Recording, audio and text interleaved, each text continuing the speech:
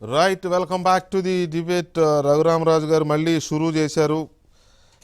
దీని వెనుక ఉన్న పరమార్థం ఏంటి, విజయసాయిరెడ్డి ఎందుకు ఇలాంటి స్టేట్మెంట్ చేశారు, ఇది ఏమన్నా వైసీపీ మెడకు చుట్టుకుంటుందా, ఇలాంటి రకరకాల యాంగిల్స్లో చర్చకు వస్తున్నాయి. దీని మీద మనతో చర్చలో పాల్గొంటున్నారు Andhra Pradesh Congress party working president doctor N Tulasi Reddy గారు, అలాగే ప్రొఫెసర్ జీవీఆర్ శాస్త్రి గారు, రాజకీయ ఆర్థిక విశ్లేషకులు, అలాగే అడ్వకేట్ శ్రవణ్ కుమార్ గారు, మాజీ న్యాయాధికారి గారు కూడా మనతో ఈ చర్చలో పాల్గొంటున్నారు. ముందుగా శ్రవణ్ కుమార్ గారు, మీరు చూసే ఉంటారు కదా ఈ కంప్లైంట్, వీళ్ళు ఇచ్చే ఫోటోలు, తర్వాత మన విజయసాయిరెడ్డి గారు చేసిన స్టేట్మెంటు, ఆ స్టేట్మెంటు స్పీకర్ తీసుకోవాల్సిన నిర్ణయం సాగదీస్తున్నారు, తాచారం అవుతోంది. వచ్చే పార్లమెంట్ సమావేశాల్లో మేము స్తంభింపజేస్తామన్నారని అంటే అది ఎవరిని అన్నట్టు ఇంకా దాన్ని మనం పెద్దగా చేయాల్సిన అవసరం లేదనుకుంటా. ఇది ఎందుకు అంత తొందరపాటు స్టేట్మెంట్ చేశారనిపిస్తుంది, ఏంటి దాని రిపర్కేషన్స్ ఎలా ఉండే అవకాశం ఉంది? వెంకటకృష్ణ గారు, వెరీ గుడ్ ఈవినింగ్. తులసిరెడ్డి గారికి, పెద్దలు శాస్త్రి గారికి మీ ద్వారా నమస్కారాలు. నేను అంటే ఈ మధ్యకాలంలో మన విజయసాయిరెడ్డి గారు honourable MP of parliament, Rajya Sabha MP గారు మాట్లాడిన సందర్భం చూశాను. ఈరోజు రఘురామకృష్ణరాజు గారు కూడా మాట్లాడింది కూడా చూశాను. అయితే దీని నేపథ్యంలో వచ్చే ముందు ప్రేక్షకులకి అసలు ఈ డిస్క్వాలిఫికేషన్ ఏంటి, లేకపోతే ఈ యాంటీ డిఫెక్షన్ లా అయిందనే దాని మీద ఒక 2 నిమిషాలు చెప్పిన తర్వాత ప్రజెంట్ టాపిక్లోకి వద్దాం వెంకటకృష్ణ గారు. ఇన్ఫ్యాక్ట్ ఈ చట్టం అనేది 1985లో కాన్స్టిట్యూషనల్ అమెండ్మెంట్ ద్వారా ఎవరైనా సరే ఒక పార్టీలో నుంచి మెంబర్స్ పార్లమెంట్లో ఆర్ అసెంబ్లీలో ఒక పార్టీలో ఎలక్ట్ అయ్యి ఇంకొక పార్టీలోకి వెళ్ళిన సందర్భంలో, లేకపోతే ఇంకొక ఆ పార్టీ ఎలక్ట్ అయిన పార్టీ నిర్ణయాలకు వ్యతిరేకంగా ఏదైనా నిర్ణయాలు చేసిన సందర్భంలో, యాక్ట్ చేసిన సందర్భంలో, లేకపోతే ఆ పార్టీ అనుగుణంగా కాకుండా వేరే పార్టీకి అసెంబ్లీలో లేదా పార్లమెంట్లో ఓటేసిన సందర్భంలో, అంతకుముందు 1985కి ముందు ఒక రూలు, ఒక కాన్స్టిట్యూషనల్ ప్రొవిజన్ ఉండేది కాదు. అయితే 1985 తర్వాత యాంటీ డిఫెక్షన్ లాస్ అని పార్లమెంటు ఒక చట్టాన్ని తీసుకొచ్చి తద్వారా ఆర్టికల్ 191కి అండ్ 102 ఆఫ్ ఇండియన్ కాన్స్టిట్యూషన్కి 2 అమెండ్మెంట్స్ తీసుకొచ్చినాయి వెంకటకృష్ణ గారు. అమెండ్మెంట్లో ఉన్న సబ్స్టాన్స్ ఏంటి అంటే, ఎవరైనా సరే ఒక పార్టీలో గెలిచినటువంటి వ్యక్తి ఆ పార్టీకి వ్యతిరేకంగా ప్రవర్తించినట్లయితే ఆ వ్యక్తిని డిస్క్వాలిఫికేషన్ చేయమని ఆ పార్టీ అడగొచ్చు. దానికి నిర్ణయం తీసుకోవాల్సింది if is a parliament member అయితే honourable parliament speaker, and if is legislative member అయితే అసెంబ్లీ స్పీకర్ నిర్ణయాలు తీసుకోవాల్సి వస్తూ ఉంటుంది. అయితే దీనిలో ఒరిజినల్ డెఫినేషన్ ఏంటి అనేది ఒక్కసారి చదివిన తర్వాత will get a full clarity on this. చెప్పండి. డిస్క్వాలిఫికేషన్ సెక్షన్ 2 వెంకటకృష్ణ గారు. Disqualification on ground of defection. Number 1, subject to the provisions of a member of house belong to any political party shall be disqualified for being a member of the house. Point number A, if he has voluntarily given up his membership of such political party. తను గెలిచినటువంటి party నాకు అవసరం లేదు, ఈ membership నాకు అవసరం లేదు, ఎమ్మెల్యేకి ఎంపీగా నేను ఉండను అని ఇఫ్ ఈ వాలంటర్లీ గివెన్ అప్ అంటే నాకు అవసరం లేదని వెళ్ళిపోయిన సందర్భంలో. Number 2, if he votes or abstain from voting in such house contrary to any direction issued by the political party to which he belongs. అంటే ఎప్పుడైనా సరే ఒక ఓటింగ్కి వచ్చినప్పుడు ఎయిదర్ ఆఫ్ ది హౌస్లో పార్టీకి అనుగుణంగా కాకుండా వేరే వాళ్ళకి ఓటు వేసినప్పుడు. నెంబర్ 3 అంటే సెకండ్లోనే sub class 2, by any person or authorized by it is in his behalf without obtaining in either house the prior permission of such political party, person or authority, and such voting or abstained has not been condoned by such political party, a person or authority within 15 days from the date of such voting or abstention. For the purpose of this sub paragraph, an elected member of the house shall be deemed to belong to political party and XYZ. అంటే substance ఏంటి అంటే ఓవరాల్గా ఆయన వాలంటీర్గా నాకు ఈ membership వద్దని అన్నాకని, లేకపోతే ఏదైనా పార్టీకి విప్ జారీ చేసి without permission of the particular పార్టీకి అతను ఏదైనా సరే వేరే పార్టీకి ఓటు వేస్తే ఈ 2 సందర్భాలను డిస్క్వాలిఫికేషన్ జరుగుతుంది. అయితే వాలంటర్లీ గివెన్ అప్ అనే దాన్ని చాలా కేసుల్లో చాలా సుప్రీంకోర్టుల జడ్జిలు డిఫైన్ చేసినాయి. వాలంటర్లీ గివెన్ అప్ అంటే అర్థం ఏంటి, తను వ్యతిరేకంగా మాట్లాడినా, లేకపోతే ఆయన వేరే పార్టీ వాళ్ళతో కలిసినా, లేకపోతే వేరే పార్టీ వాళ్ళతో డయాస్ షేర్ చేసుకున్నా, ఇవన్నీ వాలంటరీ గివెన్ అప్ కిందకు వస్తాయి అనే ఇంటర్ప్రిటేషను తమిళనాడు కేసులో కానీ, లేకపోతే మొన్న కర్ణాటక కేసులో కానీ, లేకపోతే ఏఐడిఎంకే కేసులో కానీ, లేకపోతే సిక్కిం కేసులో కానీ చాలా కేసుల్లో డిఫైన్ చేసింది సుప్రీంకోర్టు. దాని జోనికి మనం వెళ్ళొద్దు, అది చాలా టూ టెక్నికల్ అంశాలు. అయితే ఇక్కడ రఘురామకృష్ణంరాజు గారు చేసిన పాపం ఏంటి అంటే, రఘురామకృష్ణంరాజు గారు అతను వేరే ఏ పార్టీలో జాయిన్ అవ్వలేదు, లేకపోతే వాలంటరీలీ గివెన్ అప్ అవ్వలేదు, లేకపోతే ఈ పార్టీలో గెలిచి ఇంకొక పార్టీ దగ్గరికి వెళ్ళి నేను పలానా పార్టీకి మద్దతు ఇస్తున్నాను అఫీషియల్గా లెటర్ ఇవ్వలేదు, లేదంటే వేరే పార్టీ వాళ్ళతో ఈ పార్టీని కూలదొయ్యాలనేటువంటి సభలు సమావేశాలు ఏర్పాటు చేయలేదు. ఇలాంటి సందర్భంలో ఒక ఫార్మల్ మీటింగ్లో, అంటే ఒక దేవాలయాల మీద దాడి జరిగింది. సహజంగా హిందూ మతాన్ని అభిమానించేవాళ్ళు, లేకపోతే రాజ్యాంగాన్ని అభిమానించేవాళ్ళు, లేకపోతే హిందూ దేవుళ్ళని ప్రేమించేవాళ్ళు, వీరందరూ కూడా కూర్చొని అది ఏ పార్టీలోనే ఉండని, ఇదిగో ఇలా జరుగుతుంది, మనం దీని మీద ఏదో ఒకటి యాక్షన్ చేద్దాము, మనం గవర్నమెంట్కి రిప్రజెంటేషన్ ఇద్దామని ఒక తెలుగుదేశం వాళ్ళు, ఒక బీజేపీ వాళ్ళు, లేకపోతే ఒక ఆర్గనైజ్ చేసినప్పుడు మెంబర్ ఆఫ్ పార్లమెంట్కి ఆయన ఆ మీటింగ్కి వచ్చి కలిస్తే does it constitute act of voluntary given up? ఇది చాలా ఫండమెంటల్ ప్రశ్న, అర్థం చేసుకోవాల్సింది. నెంబర్ 2, రఘురామకృష్ణరాజు గారు ఒక ఇన్ ప్రిన్సిపల్గా ఒక గవర్నమెంట్ ఆఫ్ పాలసీ తీసుకుంది. For example English medium policy తీసుకుంది. ఇంగ్లీష్ మీడియం పాలసీ తీసుకున్నప్పుడు అది నచ్చని వాళ్ళు ఇప్పుడు మీకెందుకు, మీరు కెమెరా తీసేసో లేకపోతే ఎవరైనా సపరేట్గా అడిగితే ఆంధ్రప్రదేశ్ గవర్నమెంట్ తీసుకున్న జీవోలో 90% మంది జీవోలో వాళ్ళ ఎమ్మెల్యేలకే నచ్చవు. 150 మంది ఎమ్మెల్యేలు జగన్మోహన్ రెడ్డి ఎక్స్క్లూడ్ చేస్తే 150 మంది ఎమ్మెల్యేలని కనుక మాట్లాడితే 150 మంది ఎమ్మెల్యేల్లో 140 మంది ఎమ్మెల్యేలు నాకు తెలిసి చెత్త నిర్ణయాలు, తొగ్లక్ నిర్ణయాలు అంటారు. మరి దానికి ఏమంటాం? సో వాలంటరీ గివెన్ అప్ అంటే ఒక ఒక ఒక ఒక ఒక ప్రభుత్వం తీసుకున్న నిర్ణయాన్ని ఇలా తీసుకుని ఉండకపోతే సుప్రీంకోర్టు జడ్జిమెంట్కి అనుగుణంగా, హైకోర్టు జడ్జిమెంట్లకు అనుగుణంగా, right of free and compulsory ఎడ్యుకేషన్కి అనుగుణంగా తీసుకొని ఉంటే బాగుండేది, ఇది ప్రజలకి అందరికీ ఇబ్బంది కలిగించే అంశం అని మాట్లాడితే అది డిస్క్వాలిఫికేషన్ అనుకుంటే I don't have any voice. ఇప్పుడు మరి హైకోర్టు కొట్టేసింది, సుప్రీంకోర్టు కొట్టేసింది, మరి సుప్రీంకోర్టు హైకోర్టు కూడా డిస్క్వాలిఫికేషన్ అడుగుదామా కాన్స్టిట్యూషన్ పరంగా? అంటే రఘురామకృష్ణరాజుకు ఉన్నటువంటి, ఆయనకు ఉన్నటువంటి ఒక executive right of freedom of ఎక్స్ప్రెషన్ని ఒక పార్టీలో ఉన్నాడు కదా అని ఈ should not curtail, we should not curtail, and that is not a democracy. ఆయన 10 లక్షల మందికో 15 లక్షల మందికో రిప్రజెంటేటివ్గా ఉన్నప్పుడు వారి వాయిస్ని పార్టీకి వినిపించాల్సిన బాధ్యత రఘురామకృష్ణరాజు గారికి ఉంటుంది. నేను ఇంకొక మాట చెప్పి ముగిస్తాను వెంకటకృష్ణ గారు. ఇక్కడ రఘురామకృష్ణరాజు గారు మెంబర్ ఆఫ్ పార్లమెంట్గా ఆయన చేసినటువంటి చర్యలన్నీ కూడా వాలంటరీ గివెన్ అప్ కిందకు వస్తాయా? ఎస్ అని ప్రభుత్వం భావిస్తే, లేకపోతే విజయసాయిరెడ్డి గారు భావిస్తే ఆయన పార్లమెంట్లో స్పీకర్ దీని మీద నిర్ణయం తీసుకోవటం లేదని మేము స్తంభింప చేస్తామన్నారు. Yes, we should welcome it, because పార్లమెంటుని స్తంభింపజేసేటువంటి అద్భుతమైనటువంటి ఆలోచన, అంత ధైర్యం మన రాష్ట్ర ప్రభుత్వానికి ఉన్నప్పుడు పార్లమెంట్లో నిజంగా వాళ్ళని ఆహ్వానించాలి. ఎందుకంటే రేపొద్దున సెక్షన్ 94 ప్రకారం ఆంధ్రప్రదేశ్కి రావాల్సినటువంటి కొన్ని వందల కోట్ల రూపాయలు డెవలప్మెంట్కి రావాల్సిన వచ్చిన దాని మీద మాట్లాడటానికి అవకాశం లేదు. ప్రత్యేక హోదా మీద మాట్లాడడానికి అవకాశం లేదు. ఈ రాష్ట్రంలో క్యాపిటల్ డెవలప్మెంట్కి, పోలవరం డెవలప్మెంట్కి వెంకటకృష్ణ గారు, పోలవరం డెవలప్మెంట్కి వీటికి కోట్ల రూపాయలు ఇవ్వడానికి జాతీయ ప్రాజెక్టు కింద పెట్టిన దానికి ప్రాజెక్టుకి స్తంభింపజేయరు. ఈ దేశంలో, ఈ రాష్ట్రం కేంద్రం నుంచి రావాల్సిన నిధుల గురించి స్తంభింపజేయరు. ఒక రఘురామకృష్ణరాజు గారి విషయం మాత్రం పార్లమెంట్లో స్పీకర్ నిర్ణయం తీసుకోకపోతే మీరు స్తంభింపజేసేసు, అంటే 5 కోట్ల మంది ప్రజల యొక్క ప్రాస్పెరిటీ, వారి డెవలప్మెంట్, రాష్ట్ర ప్రయోజనాల కంటే రఘురామకృష్ణరాజు గారు ఈ should be away from the, ఇంకా ఆయన అంటారు చూసేది సినిమాలో అన్నట్టు కన్ఫ్యూజన్లో ఇంకా చాలా ఎక్కువ కొట్టేస్తానని, ఆ కన్ఫ్యూజన్లో పెట్టి రఘురామకృష్ణరాజు గారిని కనుక ఒకసారి బయటకు వదిలితే ఇంకా ఇదే వీళ్ళకే ప్రాబ్లం. ఇంకా ఆయన ఇప్పటికీ చాలా విత్ ఇన్ ది 4 కార్నర్స్ వాళ్ళలో ఉండి మాట్లాడుతున్నారు. రేపొద్దున ఆయన్ని ఆ భవబంధాల నుంచి బయటకు వదిలేశారనుకోండి, that would big problem to the YCP. ఎందుకంటే ఆయన అంత ఈజీగా వదిలేటువంటి వ్యక్తి అయితే కాదండి. So let us confine him for a particular issue. Right. Shravan గారు ఒక్క నిమిషం. శాస్త్రి గారు, ఈ ఇష్యూని ఎలా డీల్ చేయాలో తెలియక ఇట్లా డీల్ చేస్తున్నారా విజయసాయిరెడ్డి గారు కానీ, పార్టీ నాయకత్వం కానీ? అలా అనవచ్చునా, పార్టీ మేము రచ్చ చేస్తాము, స్తంభింపజేస్తామని? రైట్లీ పాయింటెడ్ అవుట్ శ్రవణ్ గారు పాయింట్అవుట్ చేశారు.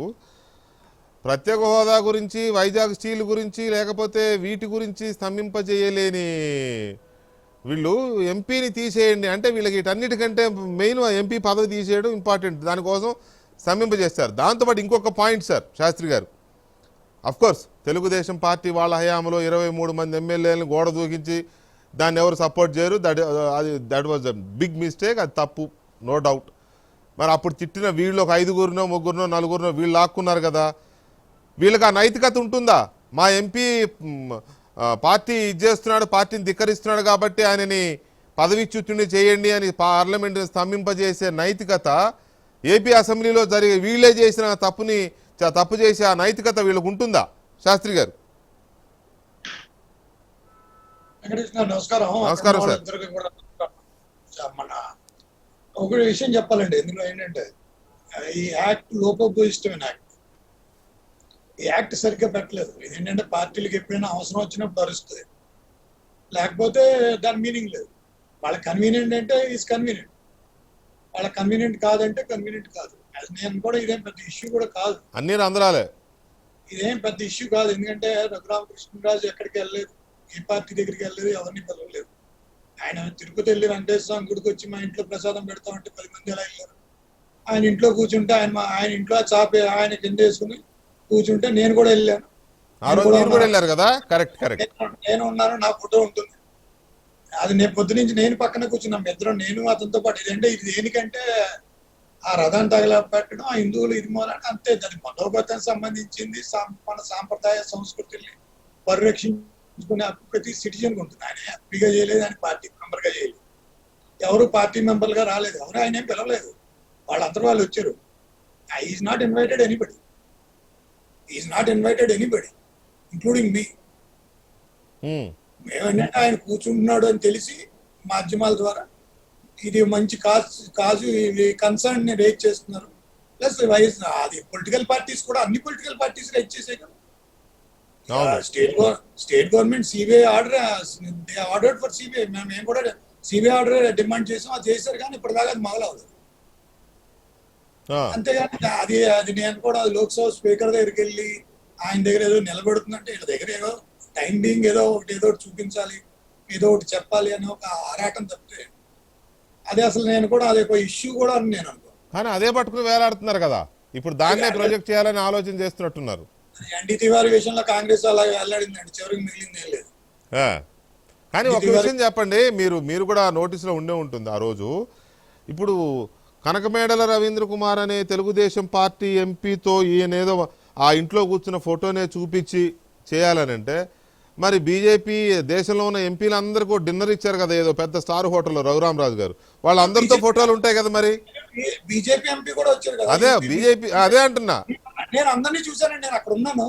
అదే అంటున్నా సార్. ఆ రోజు కాదు, అంతకు ముందు ఒక స్టార్ హోటల్లోనే ఎక్కడో మొత్తం అందరికి డిన్నర్ ఇచ్చారు కదా ఆ రోజు, అన్ని పార్టీల ఎంపీలు వచ్చారు కదా. మరి అది కూడా ఉల్లంఘనేనా? అందరూ వచ్చారు, ఇంక్లూడింగ్ వైఎస్ఆర్సీపీ వాళ్ళు కూడా వచ్చారు, అందరూ వచ్చారు.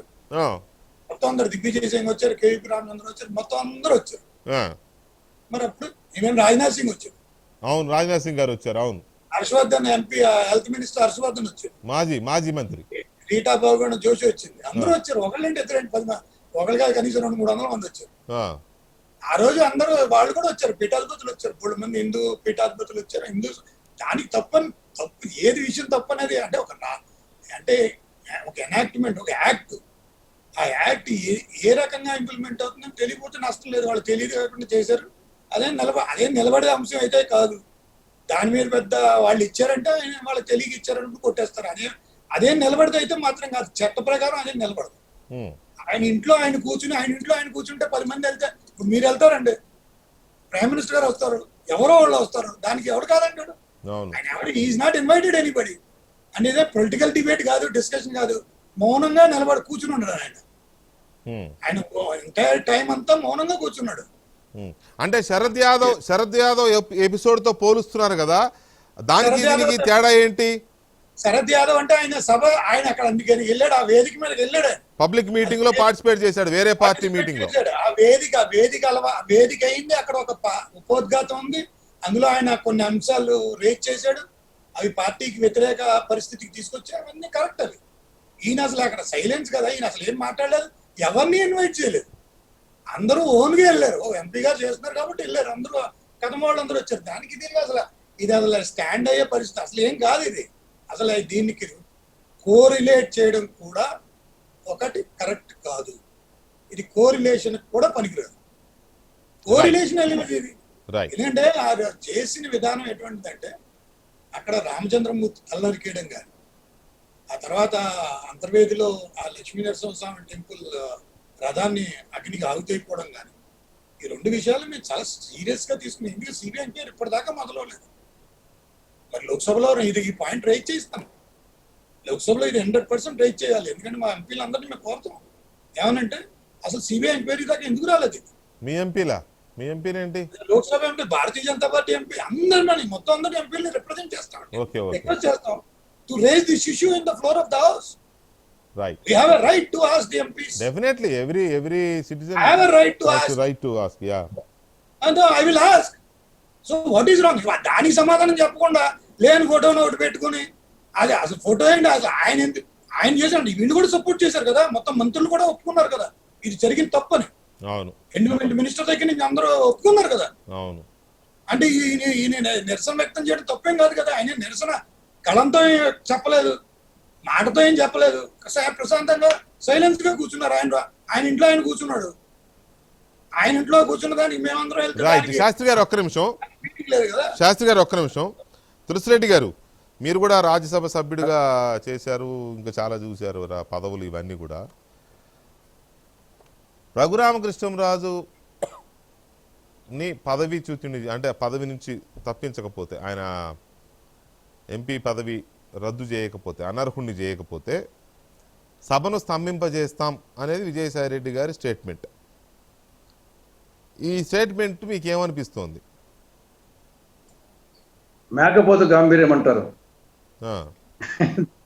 మేకపోతు గాంభీర్యం అంటే రెండు మేకపోతులు కొట్లాడుకున్నప్పుడు పరిగెత్తుకుంటా వస్తాయంట, బాగా తగులితే పైసలు అనిపిస్తుంది, కానీ ఇది ఇట్ట పై కాళ్ళ పైకి లేపుతుంది, అదే పైకి కాళ్ళు లేపి ఊరికి అన్నముంటాయి. రేపు జరగబోయేది అదే. ఇక్కడ ఇంతకుముందు శ్రావణ్ కుమార్ గారు చెప్పినట్టు, శాస్త్రి గారు చెప్పినట్టు, భారత రాజ్యాంగంలో 10వ షెడ్యూల్లో చాలా చాలా స్పష్టంగా ఉంది, ఒక లోక్సభ మెంబర్ కానీ, రాజ్యసభ మెంబర్ కానీ, ఎమ్మెల్యేని కానీ, ఎమ్మెల్సీని కానీ, స్పీకర్ కానీ, చైర్మన్ కానీ అనర్హత వేటు వేయాలంటే 3 కారణాలు. ఆ 3 కారణాలు శ్రావణ్ కుమార్ గారు ఆల్రెడీ చదివి వినిపించారు, మళ్ళీ దాన్ని ఒకసారి రిపీట్ చేయాల్సిన అవసరం కూడా ఉంది. ఏమి?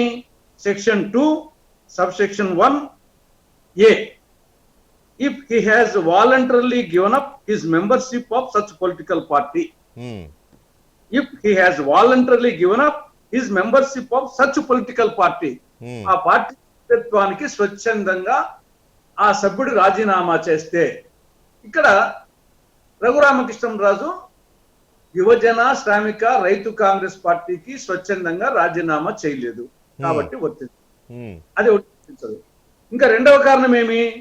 Section 2 subsection 1B, if the member votes or abstains from voting in such house contrary to any direction issued by the political party to which he belongs.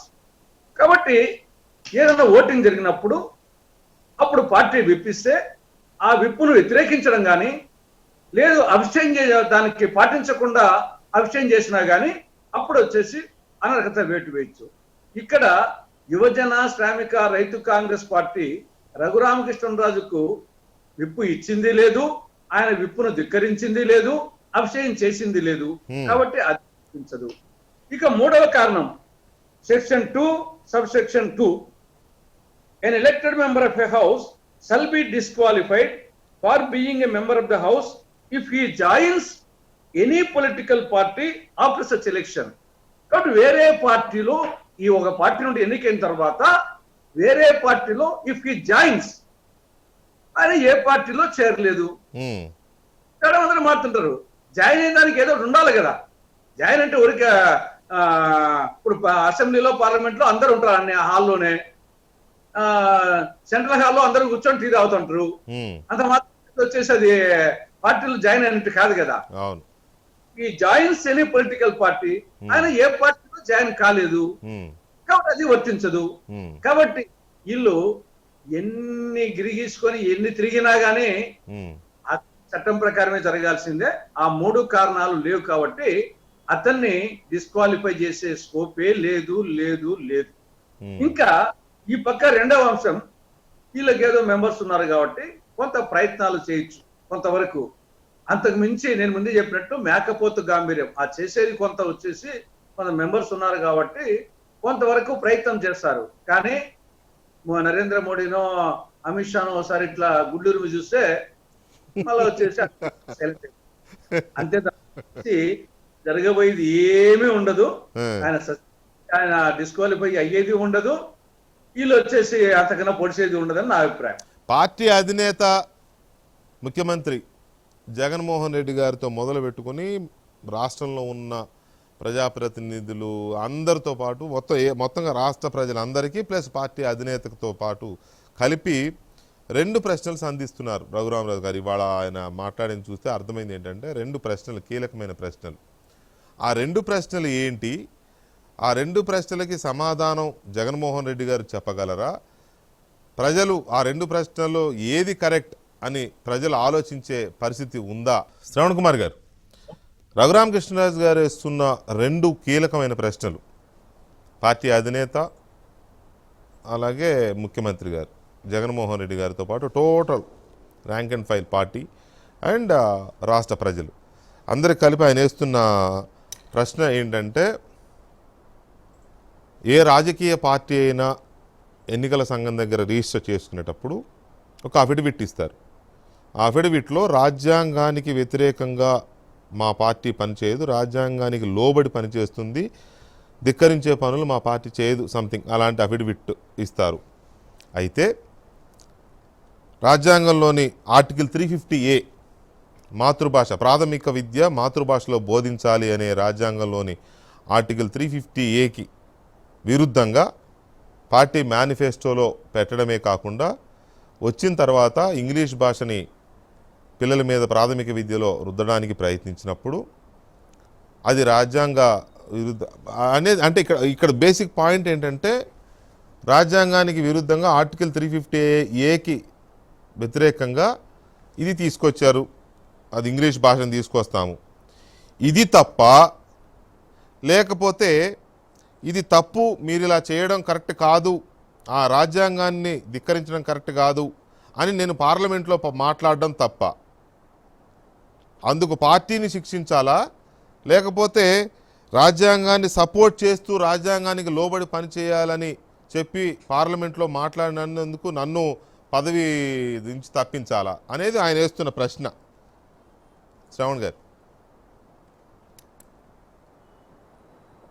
Venkatakrishna గారు, ఇక్కడ మనం ఈ అంశాన్ని 2 కోణాల్లోంచి చూడాల్సి ఉంటుంది. ఒకటి వైసీపీ కోణం, 2 రఘురామకృష్ణరాజు గారి కోణం. అవును, సరే, ఎవరి వాదనలో వాళ్ళు కరెక్ట్ అయినప్పటికీ కూడా బట్ బీయింగ్ ఏ మీడియాగా మనం దీనికి ప్రజలకి ఒక క్లారిటీ ఇవ్వాలి, ఎవరు కరెక్ట్ ఎవరు రైట్ అనే అంశాల పట్ల. ఓకే, నేను విజయసాయి రెడ్డి గారి బాధనో లేకపోతే రాష్ట్ర ప్రభుత్వ తపనని అర్థం చేసుకోగలవు.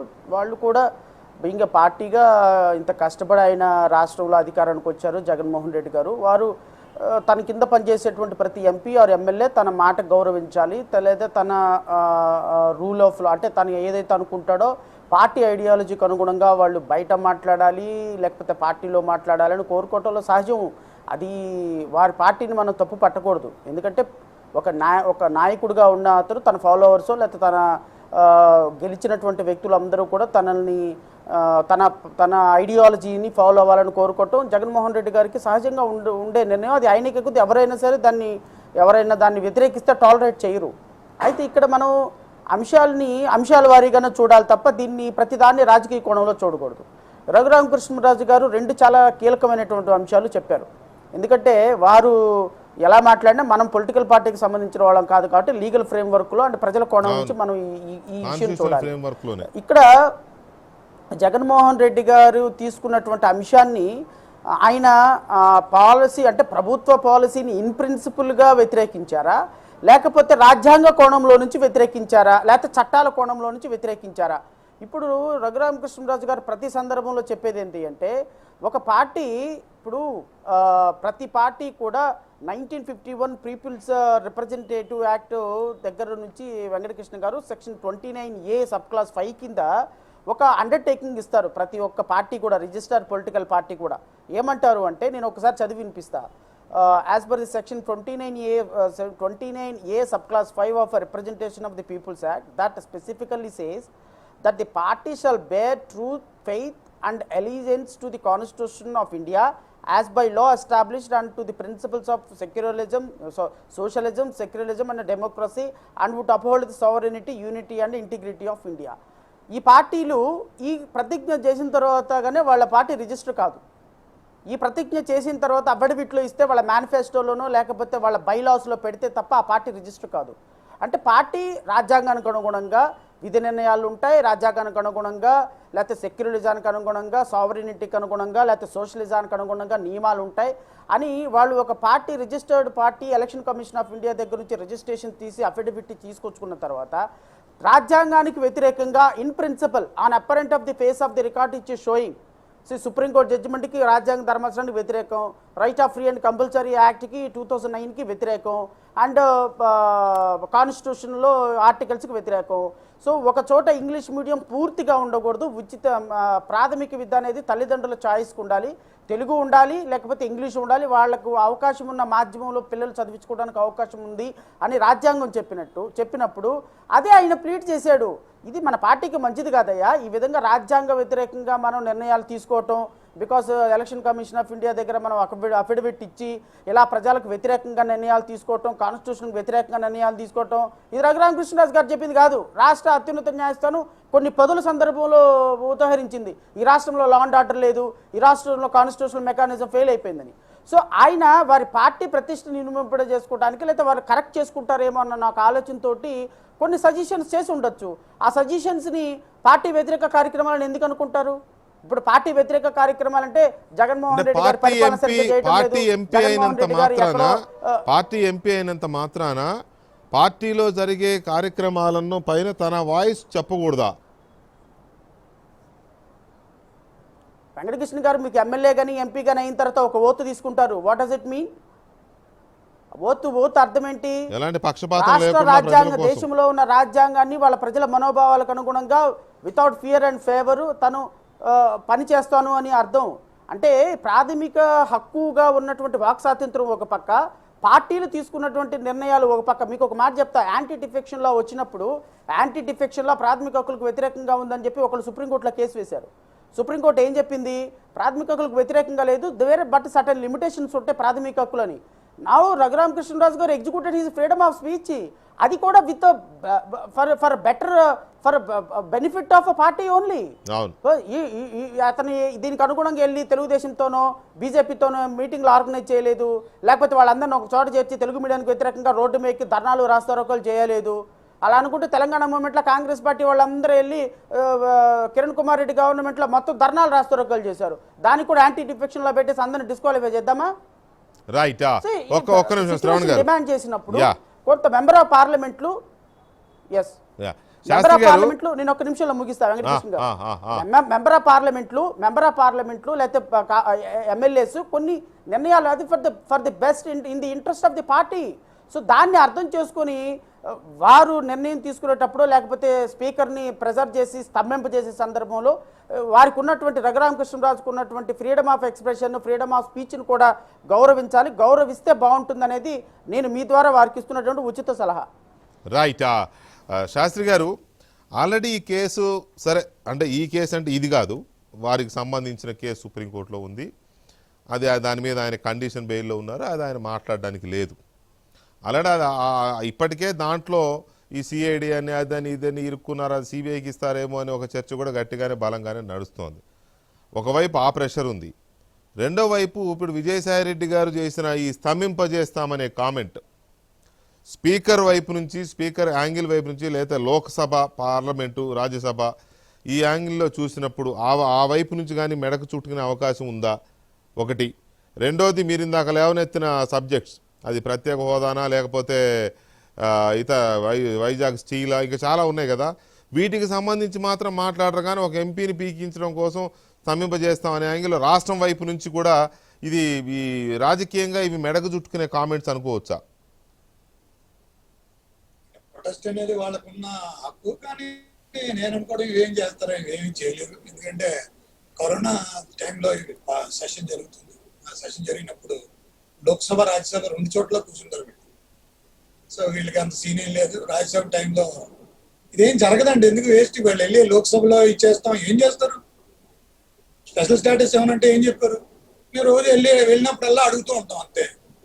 ఇంకా అంతకంటే ఏం అడిగారు? ఎవరిని అడిగారు? మీరు విశాఖపట్నం స్టీల్ ప్లాంట్, ఏమి స్టీల్ ప్లాంట్ ఎవరిని అడిగారు? మీ ఫోటోలతో సహా మీ దగ్గర ఉన్నాయి, ట్వీట్లు కొట్టుకున్నారు. ఎవరిని కలిశారు, ఎవరు ఎందుకు కలిశారు? సో ఏ విషయం మీద అడుగుతారు? ఫండ్స్ రాలేదని అడుగుతారా, లేకపోతే దుగ్గరాజపట్నం పోర్ట్ ఇవ్వలేదని అడుగుతారా, లేకపోతే మీ విశాఖపట్నం జోన్ ఇవ్వలేదని అడుగుతారా? ఏమి అడుగుతారు? ఏమి అడగడానికి లేదు, ఏం అడగలేము. వాళ్ళు వినరు, మేము అడగం. ఆ పద్ధతి అది. వాళ్ళు వినరు, మేము అడగం. వాళ్ళు వినరు కాబట్టి మేము అడగం. మళ్ళీ మేము ఇగో మనకి డిబేట్లో బాగుంటుంది. మీరు ఇప్పుడు పొద్దున 10వ తారీఖు నుంచి వచ్చే దాంట్లో సెషన్ చాలా సివియర్ సెషన్, ఎందుకంటే సీరియస్ సెషన్ వెళ్తుంది. ఎందుకంటే మనకి చాలా సీరియస్ డిబేట్ ఎందుకు వెళ్ళాలంటే జమ్మూ కాశ్మీర్ ఇష్యూ చాలా సివియర్ ఇష్యూగా వస్తుంది. అవును. సో ఆ సీరియస్ ఇష్యూలో చాలా బిజినెస్ వెళ్ళాలి. వాళ్ళు చాలా సివియర్ గా బిజినెస్ మీద డిస్కస్ చేస్తారు. అది ఉంటుంది, కరోనా వ్యవహారాలు ఉంటాయి. ఉండవండి. అక్కడ కూర్చున్న తర్వాత వాళ్ళు అసలు ఎవరో అసలు మీరు ఇప్పుడు ఈ పాయింట్ ఉండదు మన దగ్గర. మనం ఈ పాయింట్ మీరు పార్లమెంట్ జరుగుతున్నప్పుడు ఈ పాయింట్ డిస్కషన్ లోకి రాదు. ఇదంతా ఏంటంటే ఆయన రఘురామకృష్ణరాజు ఏమన్నా ఎంపీ కాబట్టి ఆయన ప్రివిలేజ్ కమిటీకి మూవ్ చేశాడు కాబట్టి ఆయన అవకాశం వస్తుంది. రాజ్యసభ ఆయన లోక్సభలో ఈ విషయం మీద ప్రస్తావిస్తారు. ఈ విషయంలో ప్రస్తావిస్తే 10 నిమిషాలు 15 నిమిషాలు మాట్లాడడానికి స్పీకర్ అవకాశం ఇవ్వచ్చు, ఇస్తాడని నేను అనుకుంటున్నాను. ఎందుకంటే ఆ జరిగిన పంచాయతీ అటువంటిది ఆ రకంగా ఆయన రాశాడు కాబట్టి. సో అలాంటిది ఏదైనా వస్తే అందులో మెంబర్ ఆఫ్ పార్లమెంట్ ఇప్పుడు అదే నేను అంటున్నా విజయసాయి రెడ్డి గారు ఆ కామెంట్స్ చేయడం ద్వారా రఘురామకృష్ణరాజు గారు ప్రివిలేజ్ మోషన్ మూవ్ చేయడమే కాకుండా ఇప్పుడు మాట్లాడడానికి ఒక ఛాన్స్ దొరికింది కదా ఆయనకి, ఈ మొత్తం ఎక్స్ప్లెయిన్ చేసి పార్లమెంట్లో. వాళ్ళు ఎప్పుడు ఒక పార్టీగా వాళ్ళు ఏం చేశారనేది నేను డిబేట్ చేయాల్సిన అవసరం లేదు. నేను వాళ్ళ తరపున నాకే అంత ఇంట్రెస్ట్ లేదు. నేను చెప్పాల్సింది అది కాదు. నేను చెప్పేది ఏంటంటే పార్లమెంట్ లో ఈ విషయం మీద ఒక రఘురామకృష్ణరాజు ఒక మెంబర్ ఆఫ్ పార్లమెంట్ ఈ రకంగా నాకు జరిగింది అని ఆయన చెప్పారు కాబట్టి, సుప్రీంకోర్టు కూడా ఇల్ ట్రీట్మెంట్ అయ్యిందని ఒక పదం వాడింది కాబట్టి ఆ పదాన్ని అర్థం చేసుకుని ఒకవేళ లోక్సభ స్పీకర్ ఈయనకి పర్మిషన్ ఇస్తే ఆ 10-15 నిమిషాలు ఈయన మాట్లాడగలిగితే ఇది డెఫినెట్ గా it is going to attract across the parliamentarians in the different all the across the party lines ఉండవు. అక్కడ అందరూ రియాక్ట్ అవుతారు. ఎందుకంటే ఒక పార్లమెంట్ మెంబర్ ఇలాంటి మాట ఎప్పుడు చెప్పలేదు, నన్ను కొట్టారని. దానికి తగ్గట్టు సాక్ష్యాలతో సహా చూపిస్తున్నాడు. అవి ఎంతవరకు కరెక్ట్ అనేది పార్లమెంట్ టు డిసైడ్.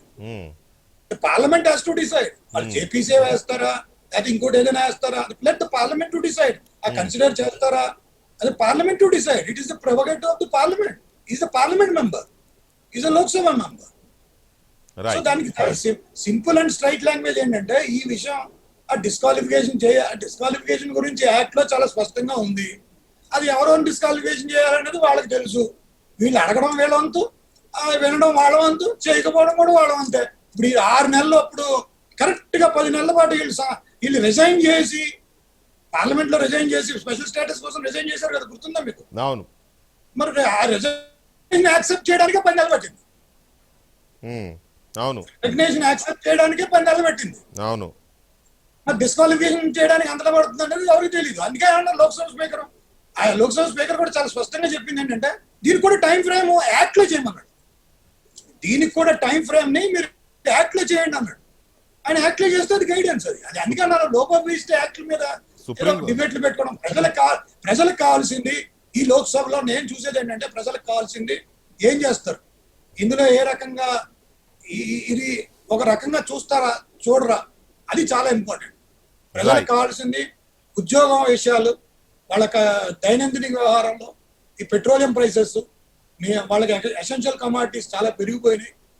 మన ప్రజలకి ఇప్పుడు ఈ కరోనా వేవ్ లో అక్కర్లేని రాజకీయాలు, అలాగే ఒకసారి ఈ అక్కర్లేని రాజకీయాలు వదిలేసి ఈ కరోనా వేవ్స్ ని రెస్పాన్సిబిలిటీ ఒకసారి వెంకటకృష్ణ గారు, it is the responsibility of the governance. Lakhs of people have died. లక్షల మంది మీకు మీ డీరన్ వన్ అందరూ చనిపోయారు. ఇది ట్రూత్. ఇది సిగ్గు సరం లేకుండా మనం ఒప్పుకోలేకపోతున్నాం. అది కదా మాట్లాడవలసింది. ఎందుకు మీరు నేను హర్షవర్ధన్ సార్ చేశారనే చెప్పాను. సో దాని మీద ఇప్పుడు మొత్తం అంతా ఇప్పుడే చిన్న చిన్న పిల్లలకి చాలా కరోనా విపరీతం, అది ఏ రకంగా వస్తుందని కూడా తెలియని పరిస్థితి. దాని గురించి ఆలోచిస్తావా ఏంటిది? ఎక్కడ ఏ డిస్ట్రిక్ట్ అంటే మీ స్టేట్ ప్రకారం ప్రొసీజరల్ ఆస్పెక్ట్స్ ప్రతి వాడు రావాలి దాని మీద. ఆ ఫోకస్ మీదకి ఎప్పుడు వస్తారు?